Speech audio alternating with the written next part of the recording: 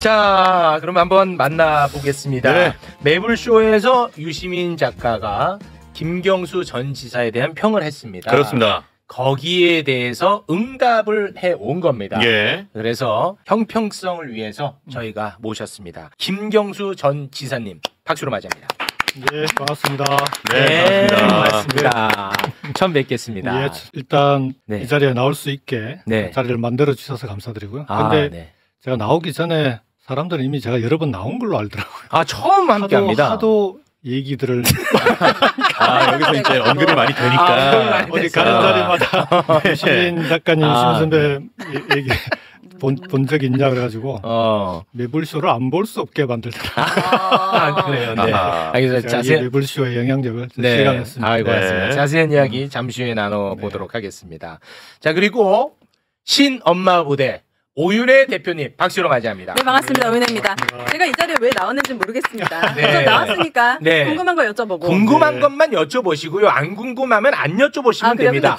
화가 나면 화내시면 되고요. 기분 좋으면 웃으시면 되고, 배고프면 식사하시면 됩니다. 그렇게 하고도 이제 출연을 받아가는 거죠. 그렇습니다. 근데 저는 지사님은 잘 몰라요. 네네. 그래서 궁금한 걸 물어보고 싶어요. 오늘 이제 더 알아가도록 하겠습니다. 네. 반갑습니다. 일단 정치인이라고 하면 정무적 감각이 있어야 됩니다. 그럼요, 중요하죠.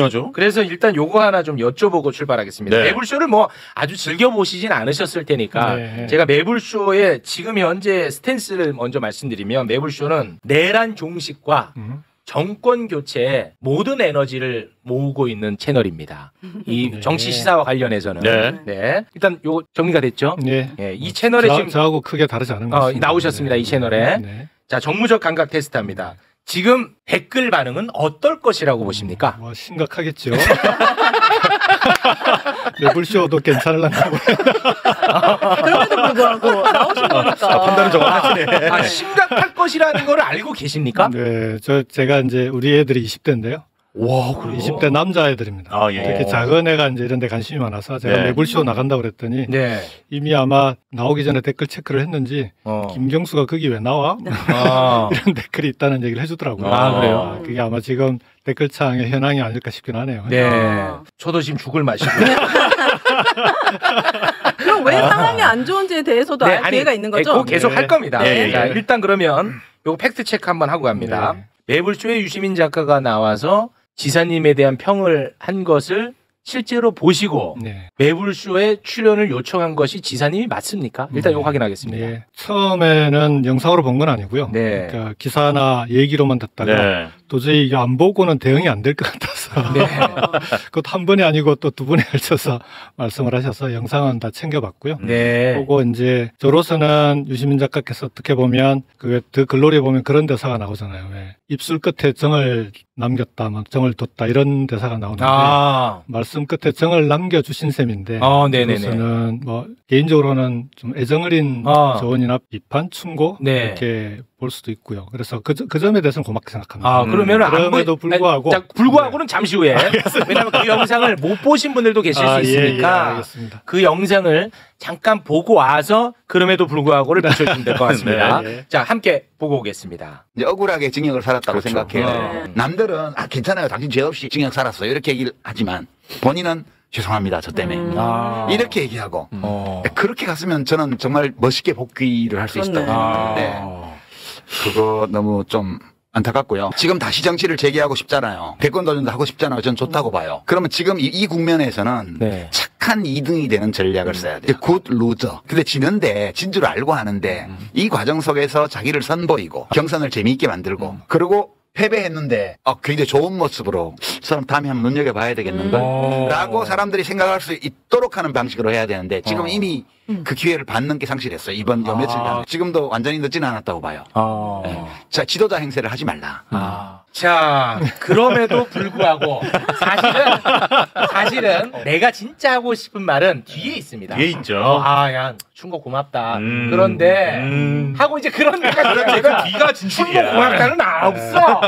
그런 데부터가 이제 주제 문장입니다. 혹시 그 얘기를 저를 보고 하셔야 돼요. 참아. 죄송합니다. 자, 그러면 그럼에도 불구하고 말씀 부탁드립니다. 우선 제가 이제 개인적인 사건으로 이제 수감이 됐다가 풀려나지 않았습니까? 네. 그 사건에 대해서도 억울하게 갔다라고 공개적으로 발언해 주신 분들이 많지 않습니다. 그 쉽지 않죠. 예, 그렇게 해주신 데 대해서는 감사드리고요. 그러나 저는 그 사건에 대해서 국민들께 여러 번 죄송하다는 말씀을 드렸습니다. 네. 어떤 연유로 연루가 됐던 정치인으로서의 처신에 문제가 있기 때문이다. 결과적으로 보면. 네. 그로 인해서 저도 도지사직을 중도에 그만둬야 됐고 경남도민들께는 정말 죄송한 일이고 그렇습니다. 국민들께도 그 이후에 여러 가지 부담을 드린 부분이 있기 때문에 그 점에 네. 대해서는 여러 번 기회가 있을 때마다 죄송하다는 말씀을 드렸다는 점을 이 자리에서 다시 한번 밝히고요. 네. 착한 이등 전략 얘기를 제일 많이 들었어요. 다니면서 착한 이등 전략을 유시민 작가께서 말씀하셨는데 네. 들어봤냐? 왜 그렇게 안 하냐? 이런 얘기였는데 저는 선거는 이등 전략은 없다고 생각합니다. 네. 왜냐하면 꼴찌를 하더라도 최선을 다해야 됩니다. 선거에 나서면. 네. 그리고 그 결과에는 깨끗하게 승복해야 되고요. 결과가 나오면 그 경선에서 이긴 후보를 위해서 마치 자기 선거처럼 띄워주는 것이 그게 아름다운 경선이고 그래야 국민들께서 감동을 하죠. 네. 근데 2등이 되기 위해서 나는 이번 선거에 그냥 나서서 다음을 도모하기 위해서 선거에 나선다. 그런 후보들이 경선에서 함께 뛰면 그 경선이 국민들에게 감동을 줄 수 있겠습니까? 할 수 있는 만큼 최선을 다해야죠. 그런 네. 의미에서 2등 전략은 없다. 오히려 할 수 있는 최선을 다하는 것이 그게 민주당이 하나의 팀으로 만드는 데 도움이 된다. 네. 이렇게 말씀드리고 싶습니다. 네. 자, 그러면 유시민 작가와 관련된 이야기는 그 정도로 정리하고 자, 분명히 우리 지사님께서 댓글은 지금 아주 정신없을 것이다라고 말씀을 하셨기 때문에 이 질문을 드리겠습니다. 이제 댓글 반응이 매우 좋지 않습니다. 네. 심지어 저는 정계 입문도 안 했는데 저는 정계에 지금 은퇴하게 생겼어요. 네. 자, 이렇게 반응이 좋지 않은 이유를 제가 간단하게 제 나름대로 한번 정리를 해봤는데 한 요 정도 되는 것 같아요. 이렇게 이제 반응이 좋지 않은 게. 예를 들면 이런 거죠. 윤석열 정부와 국민이 싸울 때 지사님 어디 있었냐 뭐 이런 정서. 그리고 지금 와서 권력자가 되려 하느냐 뭐 이런 정서. 그리고 통합 얘기를 많이 하는데 통합이라는 모호한 말로 이상한 세력과의 규합을 꿈꾸는 것 아니냐, 오히려 그런 것들이 분탕질하는 것 아니냐, 뭐 이 정도 정서가 되는 것 같아요. 제가 생각할 땐 그렇습니다. 뭐 다른 것도 또 있을지 모르겠습니다만 거기에 대해서는 어떻게 생각하십니까? 국민들께서 윤석열 정권과 싸울 때 특히 우리 민주당 당원들이 윤석열 정권으로부터 대표도 탄압을 받고 검찰을 앞세워서 사실 대선에서 진 후보, 자신의 경쟁자를 이렇게까지 검찰을 앞세워서 탄압하거나 하는 사례가 그 민주국가에서 찾기 어려운 거 아니겠습니까? 있을 수가 없죠. 이제 그 시점에 그 시기에 저로서는 이제 초반에는 수감이 돼 있었고 그리고 수감됐다가 또 윤석열 대통령이 사면을 해줬어요. 네. 저는 그 당시에 그런 가석방이나 사면은 원하지 않는다. 네. 불원수도 냈음에도 불구하고 한 4개월 정도를 남겨놓고 사면을 시켰으니까 그러니까 잔형 면제죠. 남은 형기를 면제해 주는 게 사면입니다. 네. 사면은 해주고 또 복권을 안 시켜줬어요. 그래서 복권이 안 되면 정치 활동을 할 수가 없는 거죠. 네. 족쇄가 채워져 있어서 하고 싶어도 할 수가 없는 상황이라 그러면 제 부족한 것도 좀 채우고 국내 정치에만 매몰돼 있었으니 세계의 흐름이나 이런 것도 나가서 좀 보고 오면 좋겠다라고 이제 해외 유학을 나갔던 거죠. 지사님, 제가 말 끊어서 좀 죄송한데 복권이 안 되면은 정치를 못 하는 것이 아니고 출마를 못하는 거죠. 그렇죠. 출마와 정치는 다르죠. 맞습니다. 아니 꼭 정치인이 출마해야지만 됩니까? 그건 아니지 않습니까? 맞습니다. 다른 방법으로 윤석열 정권과 싸울 수도 있잖아요. 예. 거기에 대해서 어떻게 생각하십니까? 그 부분은 제가 국민들께 송구한 부분이라고 말씀을 드립니다. 그 당시에 해외에 나갈 거냐 아니면 국내에 남아서 당과 함께 정치 말씀하신 대로 선거에 출마하지는 않더라도 당을 도울 거냐라고 했을 때 저로서는 오히려 남아있는 게 당에 부담이 될 수도 있다고 생각했습니다. 여러 가지 당의 정황상. 그래서 그것보다는 해외에 나가서 좀 더 많은 걸 보고 와서 오히려 당이나 국가 국민에게 도움이 되는 그런 길이 낫지 않을까라고 이제 해외 유학을 갔던 건데요. 사실 이제 복권이 안 된 상태라 뭐 말이 해외 유학이지 어떻게 보면은 뭐 유배를 갔다라고도 볼 수 있는 거 아니겠습니까? 그래서 제 나름대로는 그런 뜻에서 해외를 다녀왔고요. 그 기간 동안에 계엄이 발생을 한 거죠. 마지막에. 맞습니다. 계엄이 일어날 줄 알았으면 미리 들어왔을 텐데. 이제 그 부분은 그 당시에 계엄 당시에 싸워주신 우리 국민들 그리고 계엄이 빠른 시일 내에 해제될 수 있도록 해준 국회에 대해서는 정말 감사드리고 맞습니다. 그래서 계엄이 발생하자마자 저는 바로 귀국하겠다라고 다음날 바로 귀국하셨죠. 바로 왔습니다. 네. 오자마자 국회에 가서 이재명 대표 그다음에 우원식 의장님께 감사하다라는 제 감사 인사와 함께 해외 교민들께서 그렇게 고마워하시더라고요. 네. 이 계엄 때문에 완전히 국격이 땅에 떨어졌다가 맞습니다. 다시 빠른 시일 내에 회복한 거 아닙니까? 네. 대한민국의 민주주의 회복력을 보여준 셈이라 네. 교민들께서 그 부분에 대해서 정말 감사해서 그 뜻도 함께 전달을 했습니다. 네. 그래서 이 부분은 그런 점에서 결론적으로 국민들께는 대단히 함께하지 못해서 숭고하다 이렇게 네. 말씀을 드리겠습니다. 두 번째는 권력자가 되려 하느냐라는 네. 말씀을 주셨는데 그럼 지금 대선 후보로 나오시겠다는 거예요? 야, 보면 모르냐? 아니, 아이고 너도 참 너다. 왜냐면 저는 전 지사님이 안 게 얼마 안 됐기 때문에 네. 어떤 유권자로서 정치적인 행보에 대해서 전무한 상황에서 네. 갑자기 정치 행보를 하시면 나는 궁금한 거죠. 궁금하고 당황스럽고. 왜냐면 정치에 관심이 많이 갖게 된 건 대부분 윤석열 정부가 너무 개판해지니까 그때 많이 알게 됐거든요. 네. 그때는 좀 조용하셨으니까. 네. 실제로 우리 오윤혜 씨 같이 말씀 주시는 분들이 꽤 많습니다. 그러니까 제가 한 공백이 4년 가까이 되니까 네. 그 동안에 정치에 입문하신 분들은 이제 김경수가 도대체 누구야가 되는 거죠. 잘 모르는 분들도 꽤 많으시고 네. 그런데 이제 지금 와서 대선 주자냐 뭐 이런 얘기들이 나오니까 그분들로서는 좀 당황스럽기도 한 것 같아요. 그 점 충분히 이해가 가고요. 지금 대선에 출마하느냐 마느냐 저는 그 얘기를 할 때는 아니라고 봅니다. 아까 말씀하신 대로 지금은 내란 종식이 가장 중요한 거죠. 내란 종식 중요합니다. 그리고 탄핵이 이루어진 데에는 반드시 정권을 교체해야 돼요. 맞습니다. 그것도 그냥 단순히 정권 교체하는 수준으로는 이 혼란을 극복할 수가 없습니다. 그렇습니다. 압도적으로 얘기해야 됩니다. 이제 또 쓱 또 통합 쪽으로 가시네. 압도적. 우리 통합하자, 통합.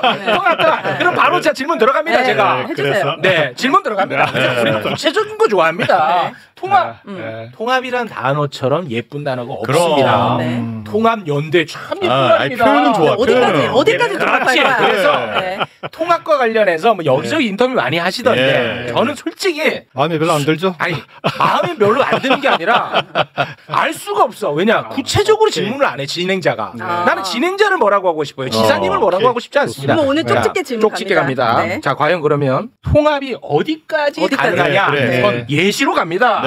자 예시 갑니다. 윤석열 친윤 정치인 통합 가능합니까? 그구는 우리가 극복해야 될 대상이잖아요.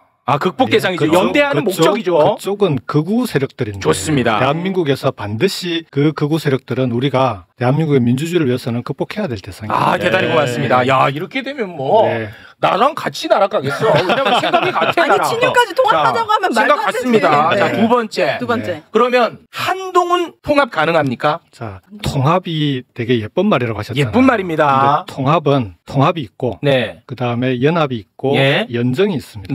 통합은 같은 그 뜻을 가진 사람들이 함께 힘을 모으는 어찌 보면 민주당 내의 통합 또는 뭐 민주개혁 세력의 통합 이렇게 얘기하지 않습니까?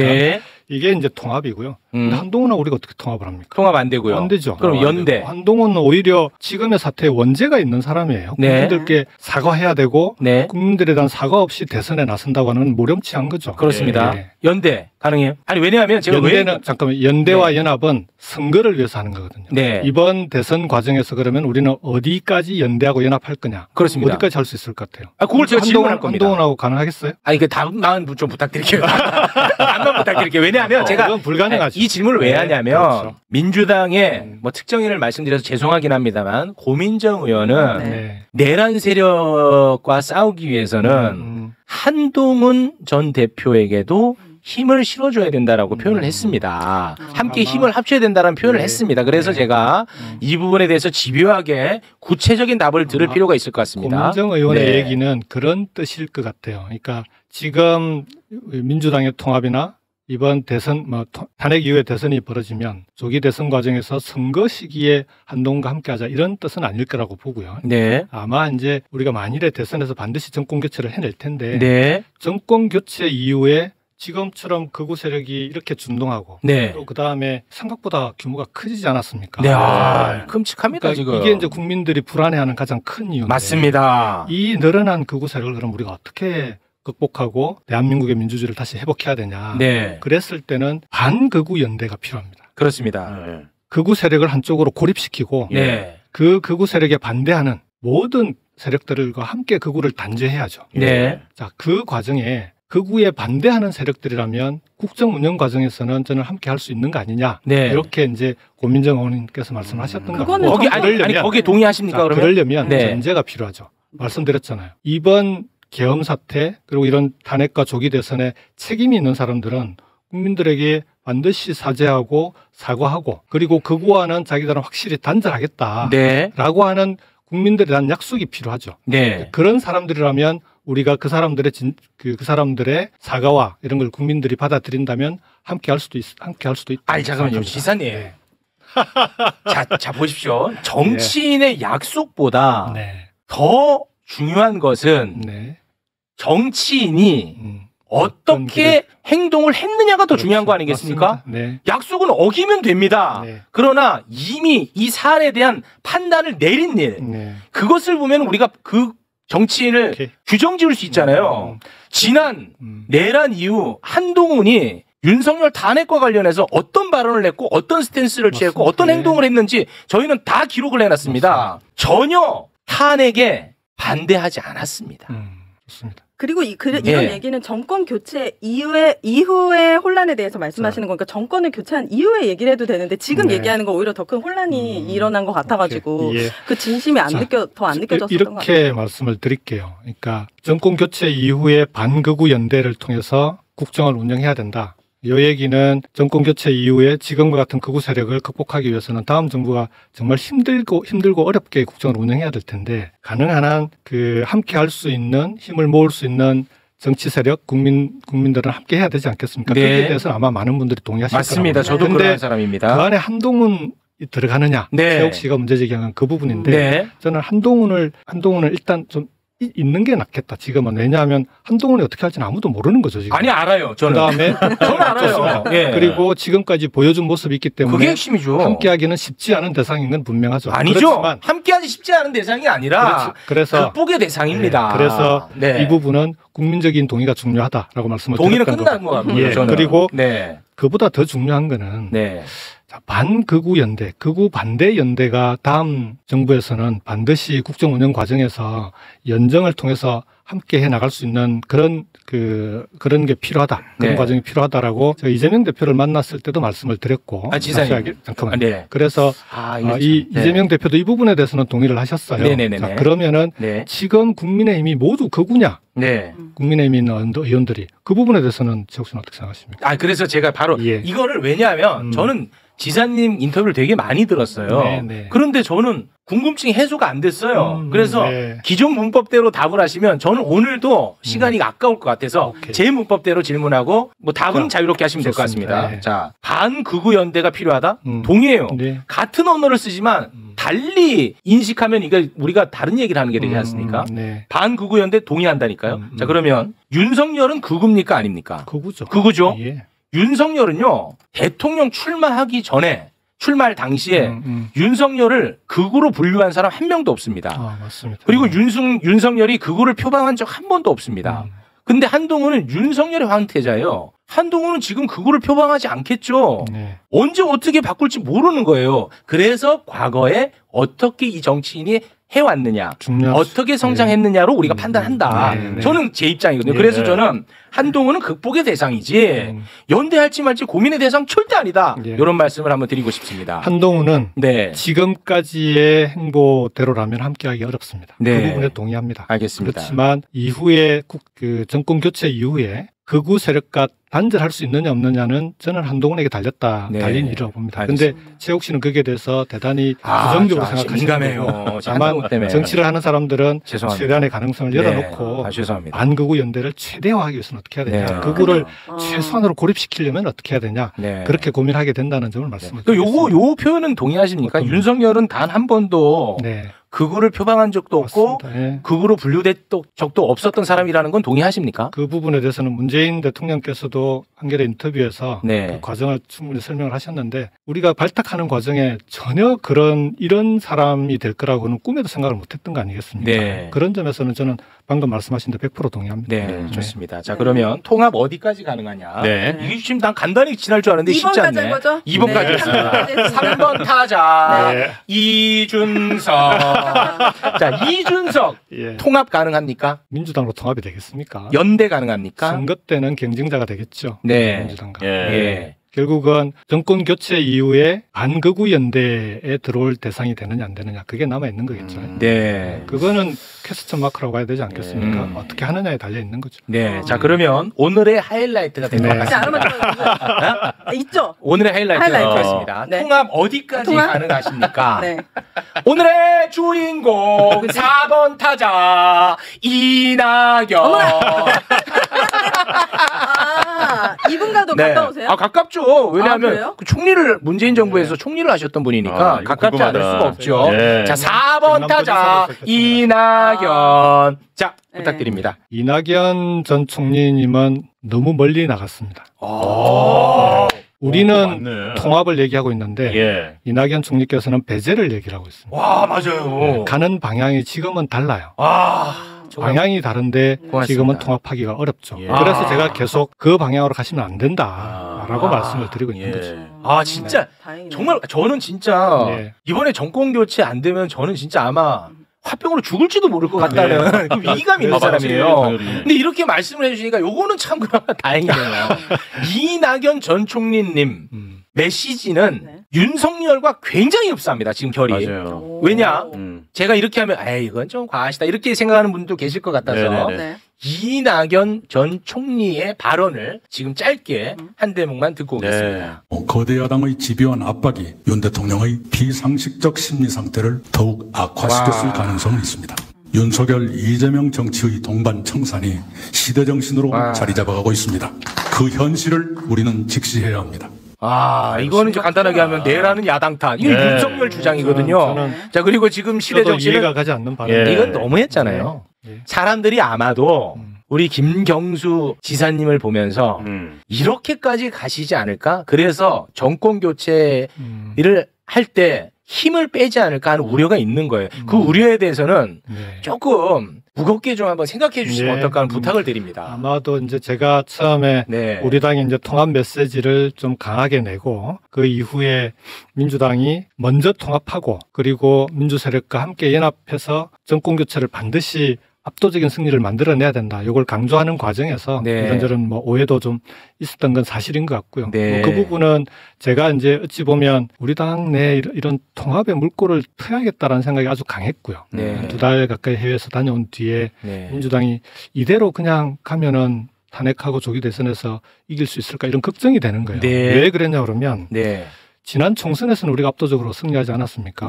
그럼 또 대선도 이길 건데라고 얘기를 하는데 꼼꼼히 내용을 들여다보면 지난 총선에서 우리가 의석수에서는 압도적으로 이겼는데 득표율은 압도적으로 이기질 못했어요. 약 5% 내외 정도. 그게 21대 총선보다 오히려 득표차가 줄었습니다. 그것조차도 조국혁신당이라고 하는 새로운 신당이 나타나서 지민비조였나요? 조국혁신당은 비례는 조국혁신당을 찍고 지역구는 민주당을 찍자고 하면서 투표장으로 유권자들이 나갈 수 있도록 만든 그 결과가 이렇게 나온 건데 대선은 그 총선처럼 똑같이 치러질 수가 없지 않겠습니까? 대선은 항상 어렵죠. 그렇죠. 그래서 대선에서는 그러면 우리 민주당의 또는 우리 민주진영의 후보가 그 표들을 온전히 다 받아 안을 수 있어야 되는데 그러려면 일단 민주당부터 먼저 통합하고 그다음에 민주 세력 다른 야당하고는 반드시 연합을 통해서 함께 해야만 총선 때처럼 압도적인 승리가 가능하지 않겠냐. 이 문제 제기를 했던 겁니다. 그 어느 때보다 잘 통합해서 가고 있다는 생각이 들고 지금까지 182석은 지금까지 받았던 민주당 의석 중에 최다 의석 아닙니까? 그러니까 되게 객관적으로 봤을 때는 지금보다도 더 효능감 있게 보여준 적이 없었거든요. 그렇기 때문에 이 통합은 민주당은 이미 된 것 같고 저는 이제 그 이외의 세력을 통합하고 싶으시다면 그거는 정권 교체 이후에 우리가 하나하나씩 과제를 풀어가듯이 하면 어떨까. 그 부분도 저는 일리가 전혀 없지는 않다고 생각하는데요. 그러니까 통합을 할 때는 이번에 민주당은 정말 똘똘 뭉쳐서 이 어려운 검찰을 앞세운 윤석열 정부의 탄압을 이겨냈지 않습니까? 그 이겨내는 과정에서 정말 당이 하나로 똘똘 뭉쳐 있더라고요. 그 똘 뭉쳐서 총선까지 함께 결과를 만들어냈고, 근데 다만 대선은 요 이제 탄압에 대응하는 것과 대선에서 국민들의 마음을 모아서 표로 모아내는 것과는 또 좀 다를 수 있기 때문에 네. 당내에 조금이라도 서운한 사람이 있으면 좀 끌어안자. 이게 이제 대표적으로 박용진 의원 같은 사람들을 네. 어쨌든 대표가 이번에 만났잖아요. 네. 사과도 하시고 한 거니까 네. 저는 그런 게 통합 행보라고 봅니다. 네. 그게 우리 당이 이제는 통합의 방향으로 길을 잡았다. 네. 그렇게 말씀드릴 수 있을 것 같고 그래야만 대선에서 반드시 이기고 정권 교체가 가능하다 이렇게 생각합니다. 네, 뭐 조금 뭐 결례되는 제가 말씀인지 모르겠습니다. 여기는 민주당 유튜브도 아니고 저는 뭐 민주당원도 아니고 저는 이 정권 교체에 목숨을 건 사람이다. 이렇게만 좀 받아들여 주시면 좋을 것 같습니다. 제가 오랜만에 복당을 해서 자꾸만 우리가 하니까 그건 아닙니다. 정권 교체가 가능하다 이렇게 말씀드릴게요. 네, 알겠습니다. 자, 그러면 요거 하나 또 여쭤보겠습니다. 우리 지사님이 요즘 또 언론 인터뷰에서 많이 하시는 말씀 중에 하나가 개헌에 대한 이야기입니다. 개헌. 네. 자, 제가 또 개헌에 좀 예민하게 지금 반응을 하고 있습니다. 왜냐하면 개헌 자체는 나쁜 게 아니죠. 그리고 저도 심지어 이제 개헌이 있어야 된다고 생각하는 사람 중에 한 사람인데 저는 이제 시기의 문제를 좀 지적하는 입장인데요. 왜 이렇게 개헌을 많이 말씀하시는 겁니까? 개헌. 이재명 대표께서도 저를 만났을 때 이제 그때도 똑같이 개헌에 대한 말씀을 드렸는데 시급한 개헌 사항들이 있다. 예를 들면 다시는 이 땅에 윤석열 같은 제2의 계엄 사태가 나지 않으려면 어떻게 해야 되냐. 저는 그건 반드시 개헌이 필요하다고 보거든요. 비상계엄 조항을 고쳐야 되고 두 번째로 만일 정권 교체가 되면 바로 닥치는 문제가 대통령실 어떻게 할 거냐. 대통령실을 어디다 둘 거냐. 이 문제가 바로 닥칩니다. 용산으로 다시 들어갈 수 있겠습니까? 그 내란의 소굴로 다음 대통령이 들어간다? 저는 그건 불가능한 일이라고 보거든요. 근데 문제는 기존의 청와대로 그대로 또 들어가기도 어렵습니다. 너무 오랫동안 개방이 되어 있으니까. 그렇다면 가장 현실적인 대안은 세종시를 완전한 행정수도로 바꾸고 그 세종시에 가장 빠른 시일 내에 대통령실이 가는 게 맞는 거 아니냐. 그러려면 지금부터 준비해야 된다. 예를 들어서 이제 그런 말씀을 드렸던 거고 우리 당은 개헌 논의에 대해서는 공식적으로 탄핵 전까지는 개헌 논의에 착수하지 않는다. 이 입장이 맞다고 봅니다. 그렇게 해야죠. 탄핵에 집중해야 되고 내란 종식이 지금 가장 중요한 거죠. 이제 그만하세요. 이제 그러면 저랑 잘 맞으시네. 당의 공식적인 입장이고. 아유, 고맙습니다. 그렇지만 당이 그런 공식적인 입장을 갖고 있다 하더라도 탄핵 이후에는 개헌 논의가 되지 않겠습니까? 어떤 형태로. 탄핵 이후? 대선 국면에? 이번 대선에 시급하게 해야 되는 개헌은 이번 대선에 1단계로 하자는 겁니다. 그렇습니까? 그러려면 지금 준비가 필요하고 시급한 걸 말씀드렸던 거고요. 요 입장은 아마 1단계 개헌을 대선 때 하고 논란이 많이 벌어지는 것들은 대선 이후에 국민적인 논의를 모아서 다음 지방선거에 2단계로 하자. 아마 이게 우리 당내의 대체적인 공감대가 만들어져 있는 거 아니냐. 이 공감대 안에는 저는 이 대표님도 들어간다고 그렇습니다. 저는 함께 못하겠네요. 민주당이랑.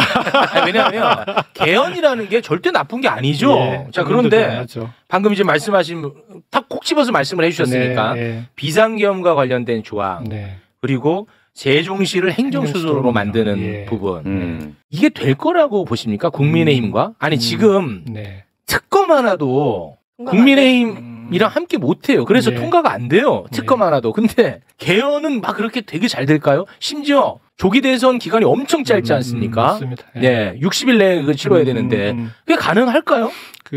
87년 개헌 논의 시작부터 개헌이 완성될 때까지 며칠 걸린지 아십니까? 41일 걸렸습니다. 41일. 그래서 60일은 결코 짧은 기간은 아니다. 두 번째로 지금은 여야가 개헌에 대해서는 개헌 자체는 다 필요하다고 얘기하지 않습니까? 내용은 다 다르죠. 그렇죠. 내용은 다르죠. 한 300만 개 다르죠. 300만 개. 내용이 다른데 그 중에서 여야가 합의할 수 있는 내용들도 있을 거 아닙니까? 첨예한 쟁점이나 정치적인 논쟁거리가 아닌 부분은 합의 가능한 부분들 반드시 있을 겁니다. 그래서 여야가 합의 가능한 부분은 1단계로 개헌하자는 거예요. 아까 말씀드렸던 두 가지도 합의 가능하면 개헌의 대상이 되겠지만 합의가 안 되면 이번에는 어렵겠죠. 그래서 이번만큼은 개헌을 국민들한테 정말 양치기 소년처럼 개헌한다 해놓고 국회가 얼마나 그동안 38년간 개헌을 못했는데. 아니 그러면 제가 이것만 주장하자는 거죠. 이제 대선이 이제 시작됩니다. 네네. 자 그러면 이제 개헌을 얘기합니다. 그러면 국민의힘도 내란 정당에서 정책을 함께 이야기하는 정당으로 격상이 됩니다. 그 순간. 그래서 개헌에 대해서 이 안이 좋냐 저 안이 좋냐 함께 이야기하는 대상으로 격상이 돼버려요. 그럼 거기에서 선호에 따라서 투표를 하게 됩니다. 이게 제 생각입니다. 제가 옳다는 것도 아니고. 저는 이번 대선은요. 상식과 비상식 그리고 헌법을 지키는 세력과 헌법을 파괴하는 세력 선과 악의 싸움을 하고 저는 생각하는데 그렇게 돼버리면 국민의힘이 완벽히 격상돼서 함께 정책을 논의하는 그야말로 진짜 경쟁자가 돼버린다고 저는 생각하거든요. 저는 그런 우려는 충분히 충분합니까? 그럼 저와 함께 해주시죠. 그러니까 그렇게 우려할 수 있는 문제라고 봅니다. 그렇지만 개헌 자체도 대단히 중요하기도 하고 그 다음에 말씀하신 대로 개헌 논의를 모든 걸 다 펼쳐놓고 그걸 일일이 개헌 이 방향으로 갈지 말지를 논쟁을 벌이는 그런 대선이 돼버리면 저는 말씀하신 대로 그런 우려가 현실이 될 거라고 보고요. 맞습니다. 합의할 수 이미 개헌 안들은 다 나와 있어. 각 당마다 대부분은 정리돼 있어서 합의할 수 있는 것만 빨리 추려서 마무리 짓고 바로 대선에 넘기고 나머지는 지방선거로 넘겨버려야죠. 이걸 놓고 논쟁을 벌이고 싸움하고 이럴 일이 별로 없다는 겁니다. 그러니까 예를 들어서 국힘이 하자. 우리는 그게 동의하지 않으면 그거는 제껴야죠. 그러니까 이번에는 국민들에게 개헌도 가능하구나라는 걸 효능감을 주는 겁니다. 그래야만 다음 지방선거 때 2단계 개헌을 후보들이 다 약속을 할 텐데 그 국민들이 거기에 대한 신뢰가 생기지 않겠습니까? 그 시기에 만일 시급한 개헌 사항들의 합의가 가능하다면 그건 지금이라도 빨리 하는 게 국가적으로 반드시 필요하다. 그런 차원에서 말씀을 드렸습니다. 전 지사님 말씀 들어보니까 한 정치인이 너무 떠올랐어요. 문재인 전 대통령이 딱 떠오르는 거예요. 저도 모르게. 뭔가 너무 좋았던 시절도 있었고 코로나도 잘 극복하셨지만 되게 아쉬운 마음이 컸기 때문에 저는 결국 정권 교체 이루어졌다고 생각하거든요. 크고 작은 개혁들이 이루어지지 못했잖아요. 그래서 지금 국민들이 원하는 효능감은 이런 말도 안 되는 검찰 그리고 극우 이런 세력들은 사법 처리가 되면 저는 자연스럽게 정리가 될 것 같아요. 통합보다는 정말 우리 사회에 필요한 개혁들을 빠르게 하는 거 그렇게 해서 자리 잡게 하는 거 그거를 많이 원하시지 않을까. 저는 특히 그걸 원하거든요. 그런 부분이 있습니까? 그 지점이 가장 아쉬운 지점입니다. 그러니까 문재인 정부 때 왜 이런 개혁들을 과감하게 추진하지 못했었냐라고 하는 비판을 많이 받는데 이제 문재인 정부를 출범하는데 저도 이걸 담당했던 사람으로서는 그 지점에 대해서는 국민들께 대단히 송구한데요. 왜 그러면 잘 안 됐을까를 되짚어 봐야 되지 않겠습니까? 제일 큰 이유는 촛불혁명으로 들어선 정부였어요. 그리고 촛불연대는 그 당시에 거의 70% 80% 가까운 국민들이 지지하는 정부였거든요. 그래서 정권 교체가 되었을 때 국정 운영 과정에 그 촛불연대에 참여했던 예를 들면 그 당시에 지금의 국민의힘 세력들이 갈라졌잖아요. 한나라당이 미래통합당과 바른미래당으로 갈라졌는데 적어도 바른미래당 정도는 어찌 보면 합리적 보수라고 볼 수 있는 정당이었죠. 그 당시에. 권성동 아니에요? 아니요. 저기 유승민 의원부터 해서 그러니까 탄핵에 찬성했던 의원들이 나와서 만든 정당이었습니다. 그 당시에. 장제원 뭐 이런 사람들 나오지 않았나요 그때? 그러니까 그래서 장제원 이런 사람들. 그래서 적어도 당시에도 탄핵에 찬성했던 세력들은 어찌 보면은 함께 국정 운영 과정에서 국정 운영에 연대할 수 있는 그런 좀 연립 정부로 갔으면은 그러면 지금처럼 극우가 이렇게까지 준동하는 나라를 막는 데 도움이 되지 않았을까 하는 아쉬움이 있는 거죠. 그래서 그때 못했으니 이번엔 제대로 해보자라는 겁니다. 이번만큼은 탄핵이 이루어지면 탄핵에 참여했던 세력들 가능한 한 국정 운영 과정에서 함께 할 수 있도록 만들어야만 압도적으로 극우 세력들을 극복하고 대한민국이 민주주의를 회복할 수 있다. 저는 이렇게 생각합니다. 알겠습니다. 오늘 답이 되셨나요? 오늘 이제 지사님의 요청으로 오늘 방송을 함께 했는데요. 저는 개인적으로 뭐 평가는 뭐 다양할 수 있지만 최소한 저는 지사님이 언론 인터뷰 많이 하셨잖아요. 그래도 오늘 방송이 저는 제 마음에는 제일 들었어요. 궁금한 것들을 쪽집게처럼. 궁금한 걸 제대로 물었고. 답을 들었고. 그 답이 마음에 들고 안 들고는 각자의 몫인 거고. 저는 그랬다. 이런 말씀을 드리고 싶은데 지사님은 어떻습니까? 언론 인터뷰를 해보면 오늘처럼 이렇게 하고 싶은 얘기를 충분히 할 수 있는 시간을 주는 언론 인터뷰가 별로 없어요. 오늘 제가 사람들께서 잘 이해하지 못하시거나 아니면은 비판하는 지점에 대해서 제대로 물어주시고 또 이렇게 답변할 수 있는 기회를 주셔서 저로서는 제가 왜 그런 얘기들을 했고 그 다음에 그게 어떤 뜻인지를 뭐 궁금해하시는 분들께 전달할 수 있는 그런 자리가 된 것 같아서 저로서도 대단히 고맙게 생각합니다. 네. 살짝 조금 제가 다시 원점으로 가서 이상 이렇게 좀 허무하게 끝내려고 당내 통합을 강조하셨잖아요. 다시 원점으로 가서. 통합 좀 미안. 아니 나도 알고 싶어. 결혼해봐요. 결혼이에요? 해봐요. 네. 당내 통합이 우리 지사님이 원하는 수준으로 지금 됐는지 안 됐는지 아니면 안 됐으면 몇 %까지 됐는지.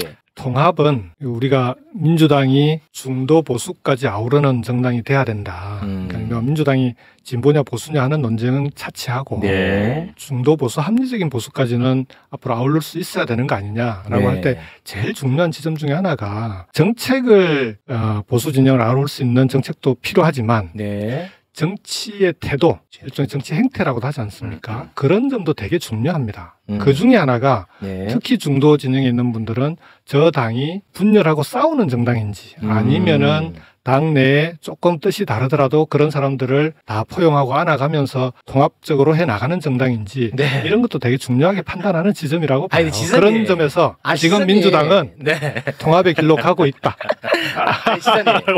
아니 그 당내가 국민들은 당내에 막 싸우고 분란 있는 걸 싫어한다. 그래서 이제 통합하는 모습 보여드려야 된다. 말은 되게 예쁜데 그러면 제가 구체적으로 하나 여쭤볼게요. 이게 저는 안 풀려서 그래. 지금 말은 되게 예쁘죠. 그럼 구체적으로 한번 여쭤봅니다. 지난번에 2023년에 민주당의 당대표가 이재명 대표입니다. 맞습니다. 이재명 대표의 검찰이 구속영장을 쳤어요. 두 번째 2차를 얘기하는 겁니다.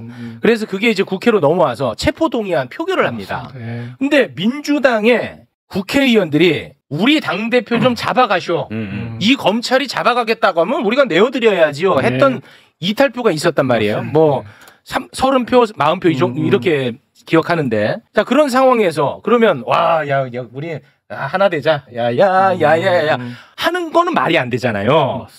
누가 옳고 그른가 그 얘기를 하자는 게 아니고 그 30명하고 나머지 국회의원들하고 이거는 얘기가 안 될 거 아니에요. 이거 싸울 수밖에 없잖아요. 이거는. 그 체포동의안에 찬성했던 그렇게 해서 가결시켰던 건 대단히 큰 패착이자 잘못이라고 봅니다. 그 부분은 그 당시에 거기에 참여했던 의원들이라면 정치인이라면 통합의 과정에서 논의가 된다면 거기에 대해서는 분명한 사과가 있어야죠. 그러니까 통합을 해친 사람들이잖아요. 오히려 그 당시에는 당을 분열시켰던 제일 큰 이유 중에 하나 아닙니까? 그 어떻게 해요? 그런 사람들 당원들에게 상처를 준 거예요. 당원들이 그 대표를 중심으로 당이 똘똘 뭉쳐서 싸워 나가고 있는 와중에 그런 일이 벌어진 거 아닙니까? 그렇습니다. 근데 제가 들어와서 의원직을 수행했던 분들이나 이런 분들 만나보면 누구나 그 지점에 대해서는 그건 잘못이었다라고 얘기를 합니다. 이제 거기에 대해서는 어느 정도 정리가 된 것 같아요. 그런데 지금은 그러면은 그런 잘못을 인정하는 정치인들이라면 이번 대선 과정에서는 우리 당이 또는 민주 세력이 정권 교체를 위해서는 함께 할 수 있는 그런 품이 필요한 거 아니냐. 그 문제 제기를 했던 건데 근데 제가 간과한 건 뭐냐 그러면 그 당시에 우리 당원들이나 지지자들이 얼마나 크게 상처를 입었는지에 대해서는 제가 미처 이제 고려를 못했던 거예요. 제가 이제 글을 내고 나니까 그 부분에 대한 얘기를 정말 많이 하시더라고요. 당신이 그때 없었으니까 모르는 거지. 그 당시에 우리가 얼마나 그걸로 인해 상처를 입었는지. 근데 지금 바로 사과하라고 한다는 게 말이 돼? 이런 얘기더만요. 그래서 이게 제가 그 부분은 미처 그분들의 상처나 이런 거를 살피지를 못했구나. 그 부분에 대해서는 당원분들과 지지자분들한테는 송구하다는 말씀을 드렸고요. 그렇지만 더 큰 통합을 위해서는 이제 그것도 다 뛰어넘어가자. 그런 그 당시의 문제에 대해서는 잘못을 인정하고 거기에 대해서는 이제는 그런 일이 다시는 민주당 내에서는 뭐 반복될 일이 없지 않겠습니까? 그렇다면 정권 교체를 위해서 힘을 합할 수 있는 세력을 한번 힘을 합해보자. 이렇게 말씀을 드린 겁니다. 그럼 그렇게 말씀을 해주시니까 제가 좀 이렇게 좀 비유를 한번 해보겠습니다. 저도 잘 모르지만 예를 들어서 최욱이 최영진을 때렸어. 얘를 엄청나게 심각하게 때렸어요. 근데 누군가가 나타나서 야 둘이 통합해. 그래 특히 맞은 사람한테 야 좀 통합해라. 맞은 사람한테 이렇게 얘기하는 것처럼 들리는 것 같아요. 뭐 그런 점 때문에 제가 이렇게 곤욕을 치르고 있지 않습니까? 댓글이야. 댓글. 우리 당이 통합의 길로 가고 정권 교체를 확실하게 이룰 수 있다면 이런 비판이나 뭐 이게 비난은 감수할 수 있다고 생각합니다. 그리고 제가 왜 이렇게 하는지는 시간이 지나면 뭐 많은 분들이 이해해 주실 거다 그렇게 생각합니다. 아무튼 뭐 내란 세력 종식, 그다음에 정권 교체는 어떤 힘이든 맞습니다. 우리 지사님은 보탤 것이라는 것은 약속을 받은 겁니다. 물론 처음부터 그런 생각이셨고 맞죠? 그 방향으로 함께 가고 있는 거다. 말씀드리겠습니다. 그거는 제가 꼭 기억하겠습니다. 다른 거는 뭐 다 버리더라도 정권 대신에 교체. 압도적으로 이겨야 됩니다. 압도적으로. 또 통합으로 가. 아우 지겨워 죽겠다 통합. 나도 하고 싶은 말 많은데 지금 참고 있는데 나도. 알겠습니다. 네. 자 그러면 여기서 마무리해도 뭐 아쉬움이 없으시겠죠? 네. 고맙습니다. 지금까지 김경수 전 지사님이었습니다. 대단히 고맙습니다. 감사합니다. 고맙습니다.